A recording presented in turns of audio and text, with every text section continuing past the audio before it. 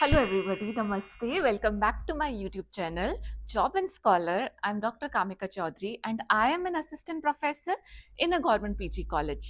आज के इस वीडियो में बात करेंगे एक गवर्नमेंट जॉब वैकेंसी की, लेकिन उससे पहले शुरुआत करते हैं कि जब आपके पास एक गवर्नमेंट जॉब होती है ना, तो उसका सबसे बड़ा डिसएडवांटेज या वन ऑफ द डिसएडवांटेज क्या होता है? कुछ तो डिसएडवांटेजेस भी होते होंगे ना, वो होता है आपका कि आपको होम लोकेशन पे पोस्टिंग नहीं मिलती है। बट आज की इस जॉब का एडवांटेज ये है कि आपको एक तो सरकारी नौकरी मिलेगी, परमानेंट नौकरी मिलेगी, उसी के साथ साथ में आपको जो पोस्टिंग मिलेगी वो आपकी होम लोकेशन में ही मिलने वाली है। यानी कि आपको घर के आसपास ही रहने की जो आपका होगा वो घर के आसपास ही हो जाएगा। ठीक है, तो आपकी नौकरी भी वही है, आपका घर भी वही है। Nothing better than this. So शुरुआत करते हैं कि ऐसी जॉब वैकेंसी आई कहां से है। ऐसी जॉब वैकेंसी आपकी आई है रिजर्व बैंक ऑफ इंडिया की तरफ से। आरबीआई में असिस्टेंट का रिक्रूटमेंट आया है। बहुत सारी 650 के समथिंग नंबर ऑफ पोस्ट हैं, 650। ठीक है, एलिजिबिलिटी क्राइटेरिया बहुत वाइड है। ग्रेजुएट जितने भी होंगे वो सभी मेरे ख्याल से एलिजिबल होने वाले हैं। अभी इस वीडियो में हम वही सारी चीजें चेक करने वाले हैं। चलिए तो शुरू करते हैं, क्योंकि बहुत लंबा एडवर्टाइजमेंट है, 40-50 पेज का। Will just start it. तो applications are invited from the eligible candidate for 650 post of the assistant in the Reserve Bank of India। ये हो गई एक इंपॉर्टेंट बात। 650 पोस्ट के लिए रिजर्व बैंक ऑफ इंडिया क्या कर रहा है, आपका एप्लीकेशंस इनवाइट कर रहा है। मोड ऑफ एप्लीकेशन क्या है, ऑनलाइन ही एप्लीकेशन होने वाली है। उसके बाद जल्दी से चेक करेंगे कि इंपॉर्टेंट डेट्स क्या क्या हैं। तो आपका जो एप्लीकेशन स्टार्ट हो गया है 16 फेब से स्टार्ट हो गया है, एंड आपका कहां तक जाएगा, 8 मार्च जो है वो लास्ट डेट होगी दोनों चीज की, एप्लीकेशन फॉर्म फिल करने की भी और पेमेंट ऑफ एग्जामिनेशन की भी। उसके बाद आपका एक प्रिलिमिनरी एग्जामिनेशन कंडक्ट कराया जाएगा, जो कि होगा अप्रैल 11 को। टेंटेटिव डेट है, बट 99% चांसेस होते हैं कि इस डेट को आपका प्री एग्जाम हो जाएगा।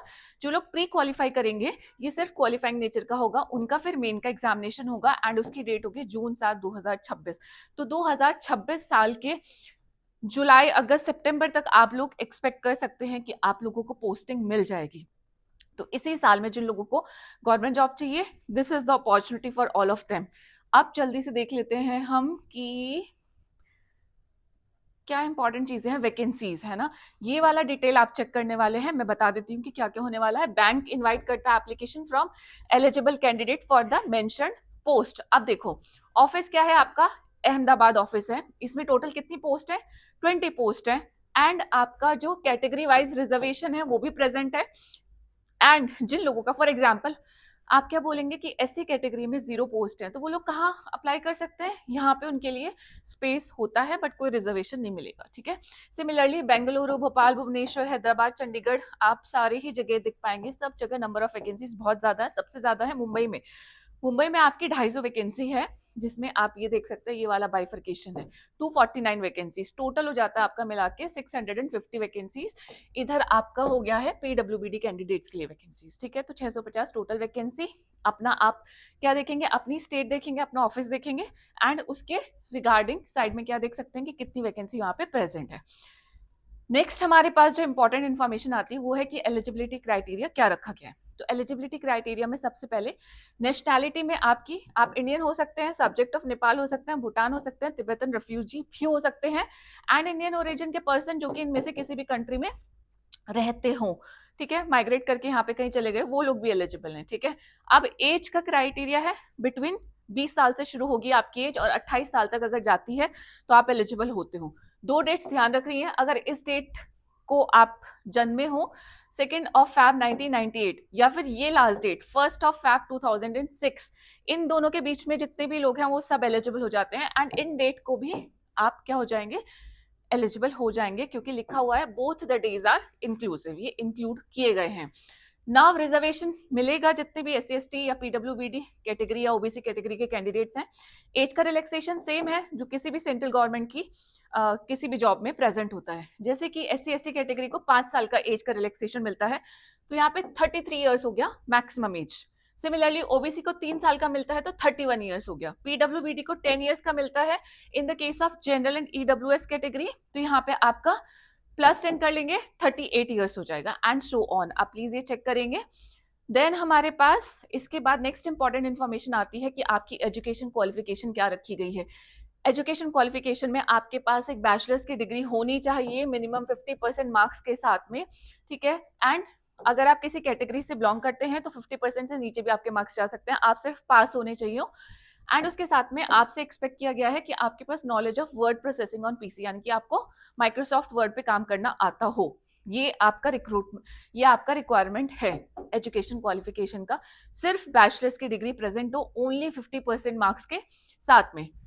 नेक्स्ट हमारे पास क्या है कि आपके पास passing eligibility will be the date appearing on the marksheet और provisional certificate issued by the university. तो वही डेट ऑफ पासिंग आपकी कंसीडर की जाएगी जो आपकी मार्कशीट पे मेंशन आउट होगी। देन हमारे पास ये बताया गया कि कुछ यूनिवर्सिटीज में आपका परसेंटेज नहीं आता है तो वहां पे आपका सीजीपीए ऐसे कैलकुलेट किया जाएगा। देन आफ्टर दैट हमारे पास है कि आपका सिलेक्शन कैसे होने वाला है। तो सिलेक्शन में सबसे पहले होगा आपका preliminary exam, then main exam and then proficiency test, language proficiency test. अगर आप हैदराबाद से बिलोंग करते हैं तो हैदराबाद की जो लोकल लैंग्वेज है प्लस हिंदी इंग्लिश, तो आपका लोकल लैंग्वेज वाला टेस्ट होगा, ठीक है।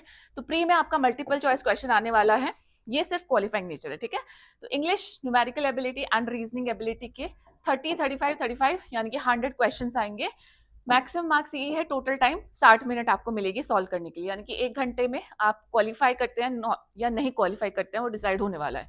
इसके बाद आएगा आपका मेन एग्जामिनेशन। मेन भी आपका मल्टीपल चॉइस ही होने वाला है। यहाँ पे आपका टेस्ट ऑफ रीजनिंग होगा, इंग्लिश लैंग्वेज होगा, इसमें 5 सेक्शंस हैं। देन न्यूमेरिकल एबिलिटी होगा, जनरल अवेयरनेस होगा, कंप्यूटर नॉलेज होगा। टोटल 200 क्वेश्चंस, टाइम हो जाएगा 135 मिनट्स। उसके बाद आपका एक लैंग्वेज प्रोफिशिएंसी टेस्ट होगा जो सिर्फ क्वालिफाइंग नेचर का ही होगा और ये उन्हीं कैंडिडेट का होगा जो मेन एग्जाम में शॉर्टलिस्ट किए जाएंगे, ठीक है। LPT will be conducted in the official और द लोकल लैंग्वेज। उसका भी एनेक्सर इन्होंने नीचे इस पीडीएफ में प्रेजेंट है कि आपके रीजन की कौन सी ऑफिशियल और लोकल लैंग्वेज है, जिसका आपका अपेंडिक्स 1 में आप चेक कर सकते हैं, ठीक है। नाउ सारे के सारे एग्जामिनेशन आपके 2 लैंग्वेज में प्रेजेंट होगी, 3 लैंग्वेज में प्रेजेंट होगी, इंग्लिश में, हिंदी में और आपके रीजन की जो लैंग्वेज है, ठीक है। सर्टेन अनदर लैंग्वेजेस जिसको हम अपेंडिक्स 2 से देख सकते हैं, आपके रीजन की नहीं, कुछ और extra languages except the test of the English. Now candidate has to qualify in each of the section of the objective test separately. हर सेक्शन में क्वालिफाई करना पड़ेगा। ओवरऑल जितने भी मार्क्स होंगे सिर्फ वो क्वालिफाई नहीं करने, सेक्शन वाइज आपको क्वालिफाई करना है। नेगेटिव मार्किंग होगी इसमें 1/4 ऑफ द मार्क्स, ठीक है। एक क्वेश्चन गलत होगा 0.25 मार्क्स आपके डिडक्ट हो जाएंगे। मेन एग्जामिनेशन, उसके बाद आपका कोई इंटरव्यू यहाँ पे नहीं रखा गया है। आपको प्री क्वालिफाई करना है, 3 सेक्शन का सिर्फ प्री है, उसके बाद आपको मेन क्वालिफाई करना है। मल्टीपल चॉइस ये दोनों, किसी में भी कोई भी आपका डिस्क्रिप्टिव पेपर नहीं होने वाला है। एंड आफ्टर दैट आपका क्या है, आपको सिर्फ लैंग्वेज प्रोफिशिएंसी टेस्ट, वो भी सिर्फ क्वालिफाइंग नेचर है, उसमें भी आपको कोई मेरिट नहीं क्रिएट करनी है। मेरिट आपकी यहीं से क्रिएट होगी मेन एग्जामिनेशन से, तो इस पे ध्यान देना है आपको बहुत ज्यादा। Then after that will just move on. Examination centres जो हैं वो भी आपको क्या करने हैं, आप जिस पर्टिकुलर जोन के लिए अप्लाई कर रहे हैं ना, उसी में आपका एग्जामिनेशन सेंटर भी आपको फिल करना पड़ेगा। ये लिखा हुआ है कहीं पे, अभी मेरे को नहीं दिख रहा है। सर्विस कंडीशन में पे स्केल है आपकी, जो मंथली ग्रॉस एमोल्यूमेंट हो जाता है वो बन जाएगा आपका 58,514 रुपये, यानी कि अप्रोक्सीमेटली 60,000 की सैलरी है।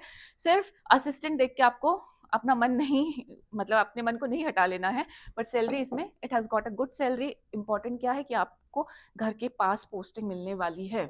HRA 15% दिया जाएगा एंड सो ऑन। उसके अलावा और भी बहुत सारी फैसिलिटीज हैं, जैसे कि आपको नॉलेज अपडेशन की फैसिलिटी मिलेगी, मेडिकल एक्सपेंसेस मिलेंगे, लीव फेयर कंसेशन मिलेगा, इंटरेस्ट फ्री फेस्टिवल एडवांस मिलेगा, बहुत सारी चीजें। अगर आपको किसी फेस्टिवल पे पहले कुछ पैसे चाहिए तो उस पर आपको कोई इंटरेस्ट नहीं देना पड़ेगा and you can have that facility also. Then selected candidate will be initially posted in the bank office within the recruitment zone for which they had applied. ये सारे zones हैं, आपने जहां पे भी आप जिस जोन में पढ़ेंगे वहां पे आपको इनिशियल पोस्टिंग मिल जाएगी।